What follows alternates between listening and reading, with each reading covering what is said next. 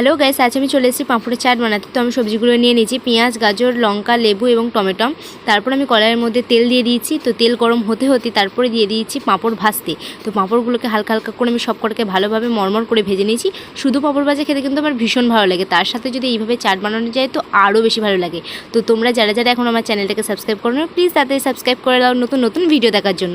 তো পাঁপড়গুলো আমি নিয়ে চলে এসেছি, একদম সবজিগুলোকে সব কটাকে আমি কুচিয়ে নিয়েছি। পাঁপড়গুলো একদম গুঁড়ি গুঁড়ি করে গুঁড়িয়ে নিলাম। এটা হাতে করে গুঁড়াতে সবচেয়ে বেশি ভালো লাগে। তো ভালোভাবে গুঁড়িয়ে নিয়েছি, তার মধ্যে কয়েকটা মুখের ভেতরে চালানো করে দিয়েছি।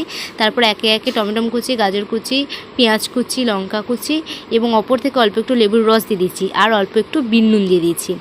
তারপর আমি দিয়ে দিয়েছি একটু চাট মশলা।